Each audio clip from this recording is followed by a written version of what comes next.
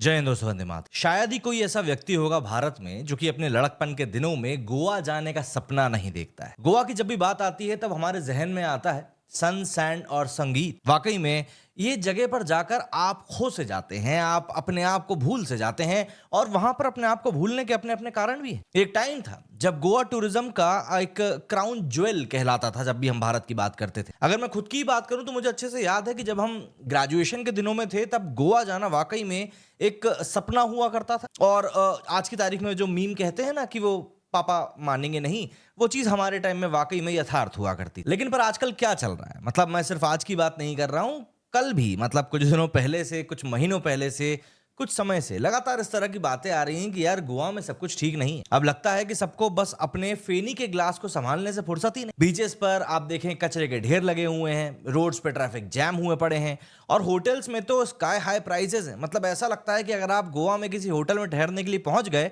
तो एक सिंपल सा कमरा देने वाले अंकल भी आपको यही बोलेंगे, बेटा 5 स्टार का रेट मांगता है। सीरियसली आज की तारीख में गोवा में कुछ ऐसे ही हालात बन चुके हैं। तो ऐसे में सवाल मन में आता ही है, क्या ये वही गोवा है जिसे मैंने, हम सब ने बल्कि प्यार किया। आज की इस वीडियो में हम देखेंगे कि गोवा टूरिज्म डिक्लाइन आखिर क्यों हो रहा है और क्यों सबको लगता है कि प्रॉब्लम अपने आप सॉल्व हो ही जाएगी। आज की तारीख में आप ऐसी रील्स की भरमार देखते हैं जिसमें कि बताया जाता है कि आप जितने पैसे में गोवा जाकर घूम के आएंगे उससे कम पैसों में तो आप थाईलैंड, मलेशिया होकर आ जाएंगे। एंड ऑब्वियसली बात है, ये बातें जो हैं बिना फैक्ट्स के नहीं हो रही हैं, ये सब बातें फैक्ट्स के बेसिस पे ही हो रही हैं। तो सबसे बड़ी बात तो यही आ जाती है कि भाई आखिर ये सब कुछ चल क्या रहा है। दरअसल एक टाइम था जब गोवा टूरिज्म का ड्रीम डेस्टिनेशन था। Pristine beaches, vibrant night life, affordable shacks और सबसे इंपॉर्टेंट एक यूनिक गोवन वाइब। ये वाइब सिर्फ पार्टीज और बीचेस का मिक्स नहीं था, बल्कि ये एक फीलिंग थी, एक एक्सपीरियंस था। मतलब अगर मैं आज भोपाल में बैठा हुआ हूं तो भोपाल में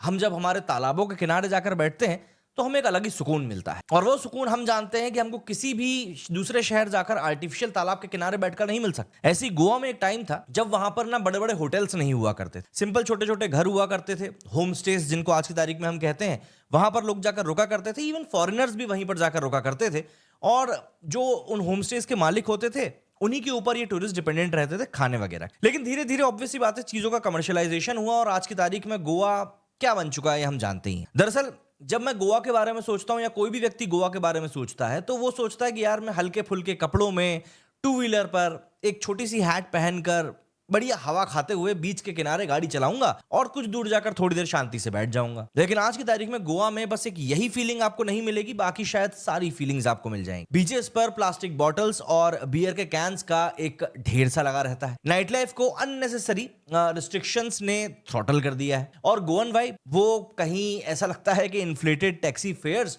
और करप्ट पॉलिसीज के नीचे बहुत बुरी तरीके से दब चुके। पहले लोग थाईलैंड और बाली को छोड़कर गोवा आते थे और अब वही लोग थाईलैंड और बाली को ही प्रेफर कर रहे हैं। क्यों? क्योंकि वहां के सर्विसेज ट्रांसपेरेंट हैं और रेट्स, सबसे बड़ी बात, रीजनेबल है। वहां पर जाकर वहां के लोगों से इंटरेक्ट करके आपको ऐसा फील नहीं होगा कि यार ये लोग तो हमको लूटने का काम कर रहे हैं। एंड फॉर ऑब्वियस रीजंस, क्योंकि गोवा से जिस तरह की बातें लगातार निकलकर सामने आती हैं, जो टूरिज्म का वहां पर लोग मजा लेने जाते हैं, जो शिकायतें उनसे निकलकर आती हैं, वो बहुत मतलब रूड लगती हैं। वहीं पर अगर हम लोग गोवा के लोगों की बात करें तो सोशल मीडिया पर जब इस तरह के कमेंट सामने आते हैं तब उनका कहना रहता है कि भाई अच्छा है, हमारा पुराना गोवा वापस लौट रहा है। दरअसल गोवा का टूरिज्म जो है ना, वो गोवा के इकोनॉमी का एक बहुत बड़ा हिस्सा है। हालांकि ऐसा नहीं कि गोवा में सिर्फ और सिर्फ टूरिज्म ही है, कुछ माइनिंग वाले धंधे भी वहां पर चलते हैं, तो कुछ और सोर्सेज भी हैं, बट स्टिल टूरिज्म एक बहुत बड़ा फैक्टर है। और जो लोग सोशल मीडिया पर आकर, गोवा के जो लोग हैं जो ये लिखते हैं कि टूरिज्म अगर कम भी हो जाएगा तो कोई फर्क नहीं पड़ता, यकीन मानिए फर्क पड़ेगा। क्योंकि ऐसी चीजों का फर्क तुरंत नहीं पड़ता। जब आपकी प्लेट भरी हुई हो और खाना आना बंद हो जाए तब आपको फर्क नहीं पड़ता, क्योंकि आपकी प्लेट में खाना है। जब वो खाना धीरे धीरे खत्म होगा, फर्क आपको तब पड़ना शुरू होगा। तो ऐसे में बात आती है कि आखिर वो कौन से फैक्टर्स हैं जिनके कारण गोवा का टूरिज्म जो है वो इतना ज्यादा अफेक्ट हो रहा है। और सबसे बड़ी बात, इस टूरिज्म को बढ़ावा देने वाले जो टूरिस्ट हैं उनको आखिर कौन सी चीजें हैं जो परेशान कर रही हैं। देखिए, मन तो नहीं मानता, लेकिन सबसे पहले नंबर पर तो ना टैक्सी माफिया ही आता है। क्योंकि चाहे आप गोवा ट्रेन से जाएं या प्लेन से जाएं, सबसे पहला सामना आपका गोवा पहुंचते ही इन्हीं टैक्सी माफिया से ही होता है। गोवा के टैक्सीज का कोई मीटर सिस्टम है ही नहीं। मतलब अगर आप मुंबई से हैं या और किसी भी, मुंबई से हैं खासतौर पर, तो आपको पता है कि वहां पर मीटर डाउन कैसे चलता है। इवन दिल्ली में भी आपको टैक्सी फेयर्स बहुत हद तक रीजनेबल मिल जाएंगे, लेकिन गोवा में ऐसा कोई सिस्टम नहीं है। प्राइस पूछोगे तो लगता है जैसे आपके गले में अगर सोने की चेन है तो वो उसी को मांग लेंगे। एंड सबसे बड़ी बात, कई बार तो किराया इतना बता दिया जाता है कि गोल्ड चेन तो छोड़ दो, ऐसा लगता है कि गोल्ड की लिमोजीन में बिठाने वाले हैं। लोकल ट्रांसपोर्ट एक बेसिक नेसेसिटी होती है जहां पर भी आप जाएं, लेकिन यहां पर वो एक नाइटमेयर बन चुका है। इसके अलावा एक दूसरा कारण आता है, जो वहां पर जितने भी अफोर्डेबल जगह हैं उनके जो कॉस्ट है वो लगातार बढ़ते जा रहे हैं, एंड जो वैल्यू आपको वहां पर वो पेमेंट देकर मिलती है वो लगातार गिरती जा रही है। दरअसल जो प्राइसेस हैं वो एक तरीके से स्काई रॉकेट होकर सीधे सीधे सिर्फ ऊपर की तरफ जाते जा रहे हैं। रूम्स में कॉकरोचेस हैं, जो फ्री गेस्ट बनकर आपके साथ वहां पर रह रहे होते हैं, और आपको कहीं ना कहीं ऐसा फील होता है कि आप वहां पर वाकई में एक से ज्यादा है। देखिए क्या होता है, किसी भी टूरिस्ट को जब कहीं घूमने जाता है तो उसको 3,000-4,000 रुपए एक रात के देने तब अखरते हैं जब उसको उसके कमरे में वो कंफर्ट ना मिले। और यही वो जगह है जहां पर कि थाईलैंड और बाली जैसी जो जगह है वो जीत रही है। वो आपको 4 से 5,000 रुपए में 5 स्टार स्टे देते हैं। एंड सबसे बड़ी बात, स्टे तो छोड़ दीजिए, जो सर्विस वहां पर दी जाती है वो ओवर द टॉप रहती है, जिसको कि आप वाकई में एंजॉय करना चाहते हैं। तो ओवर प्राइस जो है यहाँ पर होटल्स की, वो कहीं ना कहीं एक बहुत बड़ा सेटबैक बनता जा रहा है। इसके अलावा जो इंफ्रास्ट्रक्चर है गोवा का, उसको भी इस तरीके से मैनेज नहीं किया गया कि जो क्राउड वहां पर आता है पीक टाइम, मतलब जैसे हम बात करें अभी क्रिसमस की, अगर हम बात करें तो ये पीक टाइम होता है किसी भी टूरिस्ट डेस्टिनेशन का।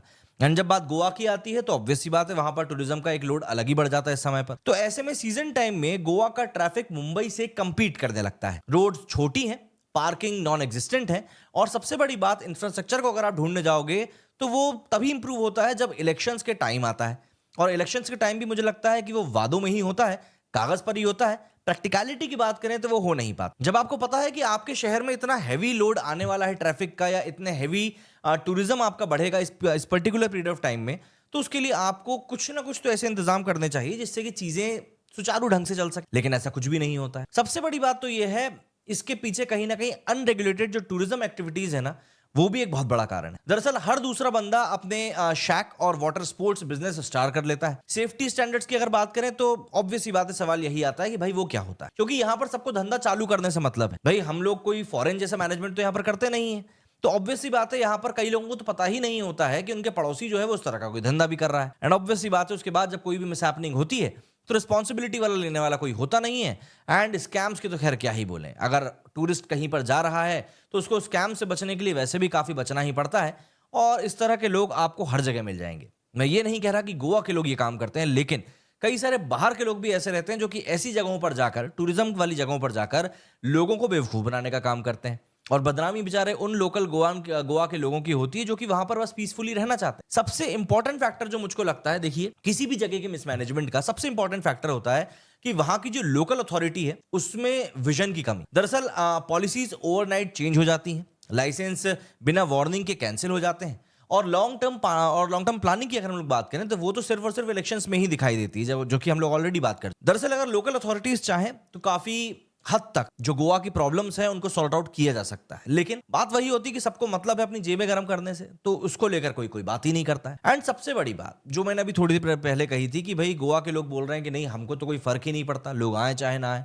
हम तो चाहते हैं कि गोवा को हम शांति से एंजॉय करें। लेकिन आप यकीन मानिए, इससे लोकल बिजनेस पे असर पड़ेगा। ये सिर्फ टूरिस्ट की बात नहीं है, लोकल्स भी इससे सफर होंगे। फिशरमैन पॉल्यूटेड वाटर्स की वजह से अपने ट्रेडिशनल लाइवलीहुड्स लूज कर रहे हैं, स्मॉल शेक ओनर्स को बड़े कॉर्पोरेट रिप्लेस कर रहे हैं, और अगर हम एनवायरमेंटल डैमेज की बात करें तो कंक्रीट होटल्स आज की तारीख में इतने बन चुके हैं गोवा में कि वहां पर आपको नारियल के पेड़ कम और बेहतरीन लंबे लंबे चौड़े चौड़े बने हुए होटल्स ज्यादा दिखाई देंगे। जहां पर पहले मैंग्रोव्स होते थे, वहां पर आज की तारीख में आपको ढूंढना पड़ेगा कि यार असली गोवा आखिर कहां है। बीचेस हर सुबह प्लास्टिक वेस्ट से भरी होती हैं, और बियर की बॉटल्स का तो क्या ही कहना। लोकल कम्युनिटीज का असली एसेंस अब टूरिस्ट ट्रैप्स और ओवर प्राइज्ड कैफेज के नीचे कहीं ना कहीं छुप चुका है। ये सब चीजें मिलकर कहीं ना कहीं गोवा को इतना खराब कर रही हैं कि चीजें दिक्कत बढ़ती जा रही है। सबसे बड़ी बात यह आ जाती है कि इंडिया की अगर हम बात करें तो गोवा एक ऐसी जगह थी जहां पर कि इंटरनेशनल टूरिस्ट भरे रहते, चाहे आप रशियंस की बात करें, यूरोपियंस की बात करें, या ब्रिटेन के टूरिज्म की बात करें। गोवा एक तरीके से भारत की आत्मा था अगर हम बात करें। लेकिन आज की तारीख में थाईलैंड और वियतनाम ने गोवा और वो टूरिज्म छीन लिया है भारत से, जो कभी भारत का वाकई में एक ताज हुआ करता था। वियतनाम थाईलैंड की आप बात करें, वहां पर अफोर्डेबल फ्लाइट्स हैं,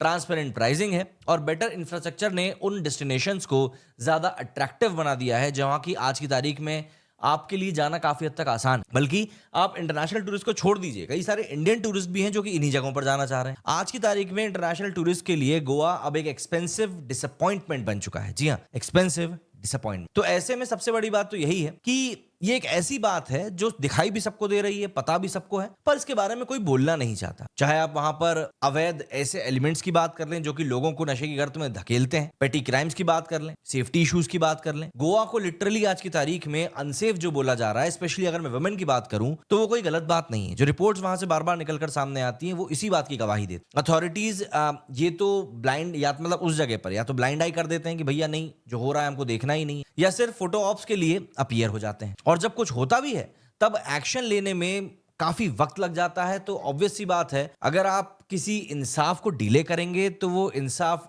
डिनाय ही कहलाएगा और कुछ भी नहीं। अब देखिए, ये सब तो सिर्फ और सिर्फ शिकायतें हैं, लेकिन सवाल तो ये भी उठता है कि आखिर इन चीजों को हम सुधार कैसे सकते। देखिए, गोवा वाकई में भारत की शान है, ये हम सभी जानते हैं, और अभी भी वक्त है, ये भी मैं आपको बता देता हूं। गोवा रिकवर कर सकता है, लेकिन सिर्फ तब जब टैक्सी सर्विसेज को वाकई में रेगुलेट किया जाए, एनवायरमेंटल लॉज स्ट्रिक्टली इन्फोर्स किए जाएं, लॉन्ग टर्म पॉलिसीज को जेन्युइनली इंप्लीमेंट किया जाए, इंफ्रास्ट्रक्चर का पैचवर्क ना हो, बल्कि कॉन्क्रीट तरीके से जो सस्टेनेबल डेवलपमेंट की हम लोग बात करते हैं वो हो। टूरिज्म एक्टिविटीज को लगातार मॉनिटर किया जाए और कुछ ना कुछ स्टैंडर्डाइज उनके लिए फैक्टर्स बनाए जाएं जिनके के ऊपर वो हो, रेगुलेट हो। और सबसे जरूरी बात, टूरिस्ट को वॉकिंग एटीएम्स ना समझा जाए। मतलब ऐसा ना समझा जाए कि अरे ये तो गोवा आ गया तो ऑब्वियस सी बात है ये कटने के लिए ही आया है। लोकल्स, बिजनेसेस और अथॉरिटीज सबको मिलकर काम करना पड़ेगा, नहीं तो गोवा सिर्फ और सिर्फ इतिहास की किताबों में एक एग्जाम्पल के तौर पर देखा जाएगा कि भैया भारत में ऐसी भी कोई जगह हुआ कर। गोवा सिर्फ एक डेस्टिनेशन नहीं है, एक इमोशन, पर इमोशन से